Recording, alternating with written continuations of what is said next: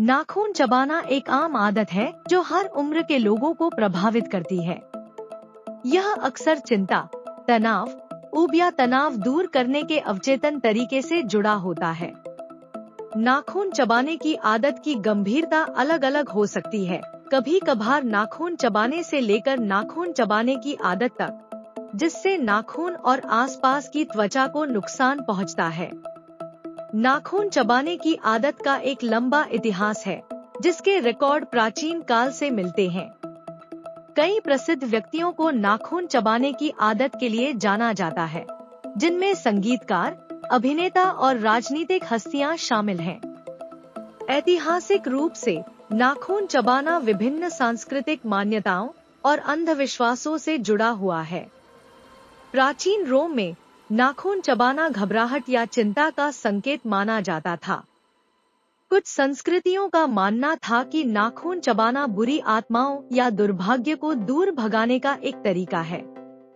हाल के दिनों में मनोवैज्ञानिकों और मनोचिकित्सकों द्वारा नाखून चबाने का अध्ययन शरीर केंद्रित दोहराव वाले व्यवहार (BFRB) के रूप में किया गया है।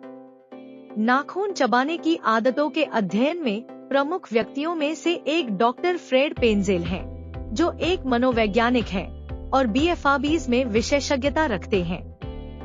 डॉक्टर पेंजेल ने नाखून चबाने की आदतों और अन्य दोहराव वाले व्यवहारों पर शोध किया है और व्यक्तियों को इन आदतों पर काबू पाने में मदद करने के लिए उपचार रणनीतियां विकसित की हैं।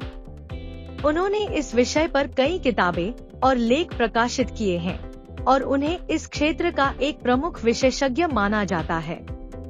नाखून चबाने की आदतों का प्रभाव आदत की गंभीरता के आधार पर अलग अलग हो सकता है।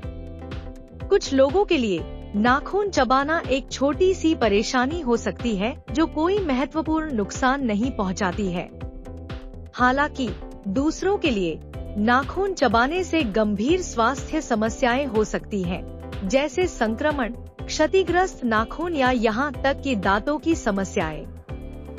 चरम मामलों में बाध्यकारी नाखून चबाना दैनिक गतिविधियों और सामाजिक संपर्कों में बाधा उत्पन्न कर सकता है। नाखून चबाने के नकारात्मक परिणामों के बावजूद इसके कुछ संभावित लाभ भी हैं।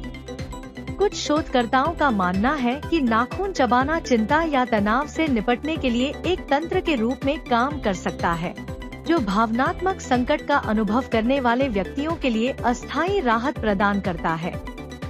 हालांकि इस अस्थायी राहत की कीमत चुकानी पड़ती है, क्योंकि नाखून चबाने से दीर्घकालिक नुकसान और नकारात्मक परिणाम हो सकते हैं।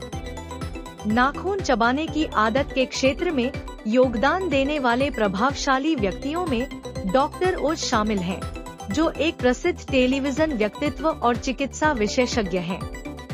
डॉक्टर ओज ने अपने शो में नाखून चबाने की आदत पर चर्चा की है, इस आदत पर काबू पाने के लिए सलाह और सुझाव दिए हैं।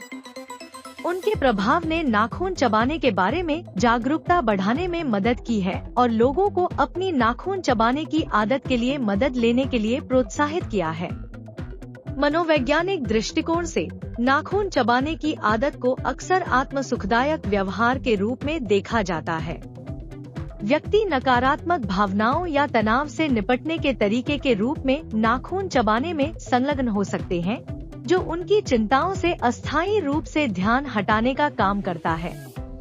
हालांकि अगर ठीक से संबोधित नहीं किया जाता है तो यह मुकाबला करने का तरीका एक हानिकारक आदत बन सकता है। नाखून चबाने की आदतों से संबंधित भविष्य के विकास के संदर्भ में शोधकर्ता इस व्यवहार के अंतर्निहित कारणों का अध्ययन करना जारी रखते हैं और संभावित उपचार विकल्पों का पता लगाते हैं।